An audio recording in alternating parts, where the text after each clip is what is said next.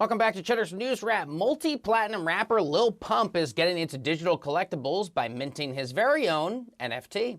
The 20-year-old is partnering with NFT platform Sweet to release 3 unique tokens, one of which is a rare digital jewelry concept. Here to discuss is Tom Mizzone. He's the CEO of Sweet. Tom, thanks for being on the show. Congratulations. Tell us everything we need to know about the highly anticipated Lil Pump NFT collection. Great. Well, the NFT space has gotten white hot, as you know. It's the acronym of the I guess 2021.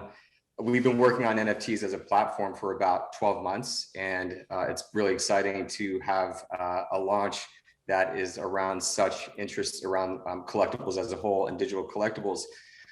We were engaged by Lil Pump to do something really unique.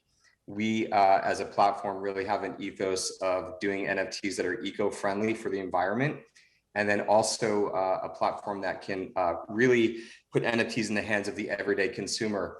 We're a big fan of the crypto traders as well, and we actually play that game as well as anybody else. But what I think Pump has done, which was unique, was not only do the high-end jewelry piece for the kind of the collector and maybe the higher net worth individual trader, but also drop cards that are available to everyday consumers and everyday fans. So in addition to that jewelry piece that you see right there, it's the Cheddar Diamond VVS. They're $10,000 each. He did a 500-piece drop for free, and it was announced on Instagram, and fans were able to gobble that up very quickly.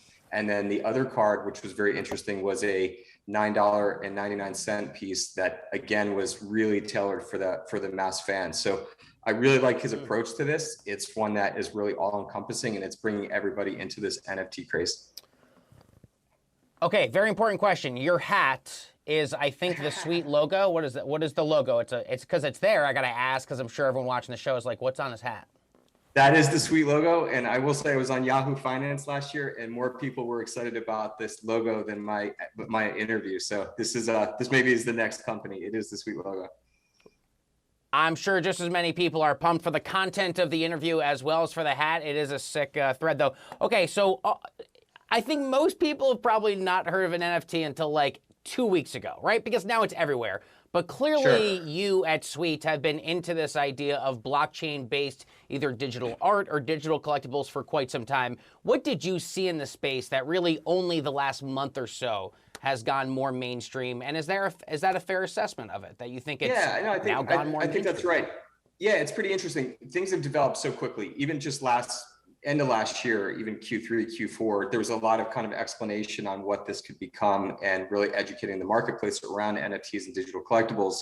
We just saw an opportunity as just a wonderful use case of blockchain technology. Kind of back up 2 years ago, right, there was this ICO craze and everybody was trying to launch a token and create a cryptocurrency. And we looked at that very heavily, but what we had found was that there was a lot of applications that weren't really leveraging blockchain technology, right? There was a little bit of an opportunity to maybe raise money and build a future platform. What I really love about NFTs, it's just a real authentic, wonderful use case of blockchain technology. For the first time, you can own something digital and using blockchain really have that same like stamp of authenticity that you would get with a piece of physical memorabilia, right? So it's really kind of exploded. Our timing could not have been better. We've been working on this, as I mentioned, for quite some time. And we've taken a pretty interesting approach on how we're attacking the market. We can do those high-end auctions and drops as well as anybody else.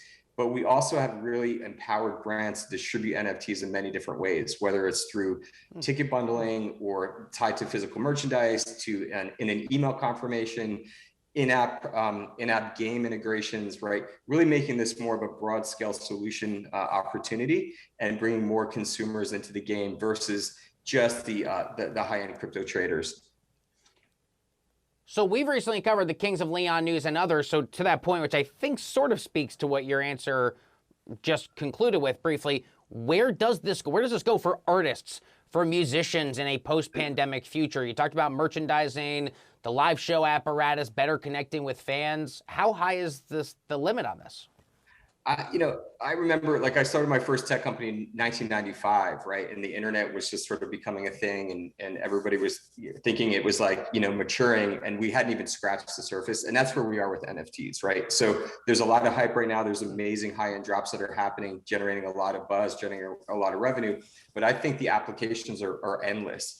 The idea of being able to gamify a digital token or a digital piece and distribute them in various ways, create sets and collections that fans can retrieve.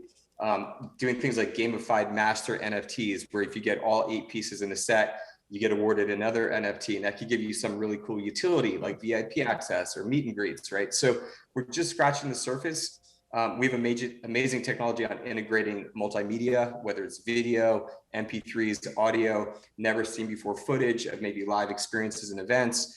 There's so many interesting applications. And then there's that really unique play around digital memorabilia that allows for kind of long tail royalty as well, right? Sure. If you buy that unique signed vinyl in the physical, the artist kind of gets to experience that revenue on the initial purchase.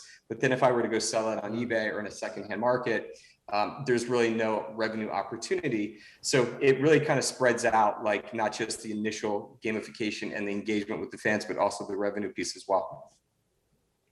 It's a fascinating space and an important conversation at a really interesting time. Tom Mizzone, CEO of Sweet, the man with the hat. Thank you for taking the time. I do hope you will come back on the show, Tom, because I promise you, this is a conversation we really want to continue having. Thanks a lot for being here, Tom. Good to have you.